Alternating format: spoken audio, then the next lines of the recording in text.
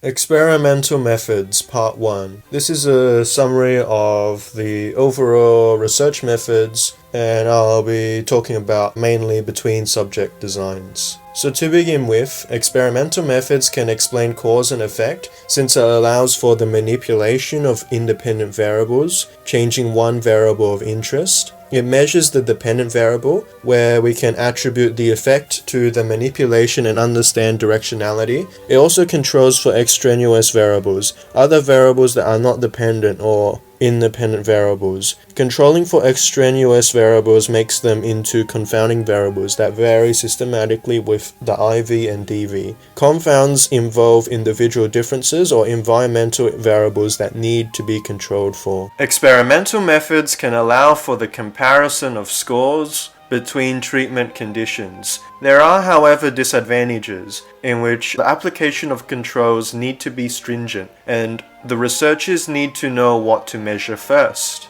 BetweenSubject Designs. These determine the differences between two or more treatments or between control groups, and basically this is the comparison between different groups measured. It produces independent scores that are attributed to specific independent groups and not others.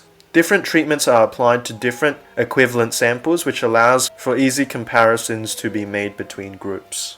To analyze independent samples of two treatment groups, an independent samples t-test could be used. At two or more groups, a one-way ANOVA could be used for statistical analyses. If the sample is non-parametric or not normally distributed, or violates normality assumptions, Wilcoxon's or Friedman's ANOVA is utilized. Advantages of using BetweenSubject Designs include that it is not influenced by time-related factors, such as maturation, history effects, etc. It is also not influenced by order effects like fatigue or practice. Disadvantages of BetweenSubject Designs include how it is vulnerable to some confounds and requires large samples. There are individual differences that need to be considered, and they include IQ, personality, age group, socioeconomic status, ethnicity, sex, etc. These can be confounding due to assignment bias, which is when there is too many of a certain type of people in one group, and this affects scientists or psychologists' ability to attribute an effect's cause. To control for individual differences, randomization is used, such as randomly assigning participants to groups, which can help to equally distribute the potential confounds. There are also pseudo-randomization, which is used to restrict the randomization. Restricted randomization is utilized to match for a potential confound and to equal out confounds. Block randomization. This is where the experimenters throw a coin and assign two people of the same age group to different conditions. It allows to hold variables constant and restrict the range to certain demographics. Individual differences and variance can statistically be sorted through using t-tests or other analyses to, analyze the ratio between group differences to within group variance. If the means are the same but variance is different, one is less likely to find significant results, and the experiments probably have less control over extraneous variables.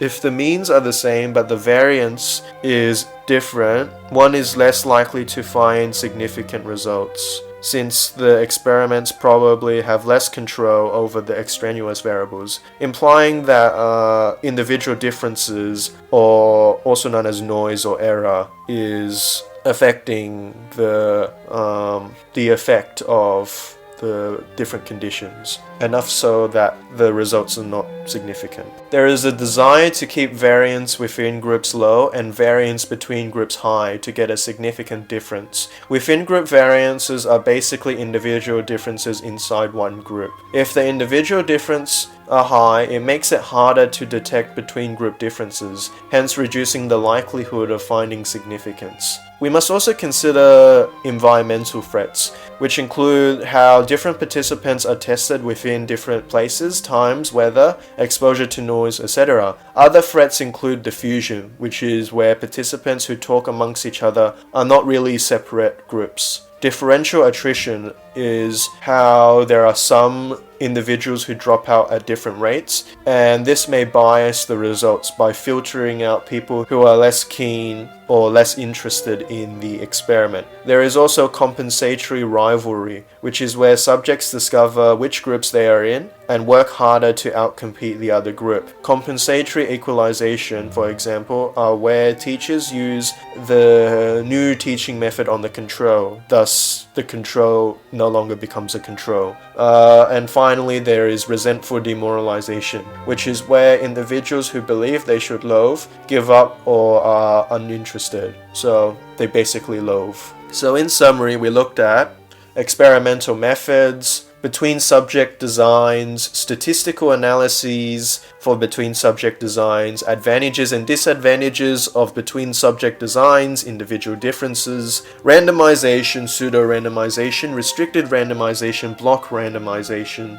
We also looked at variance and the necessity to keep individual differences low. We also looked at environmental threats and other threats like diffusion, differential attrition, compensatory rivalry, compensatory equalization, and resentful demoralization. Thanks for watching. Bye bye.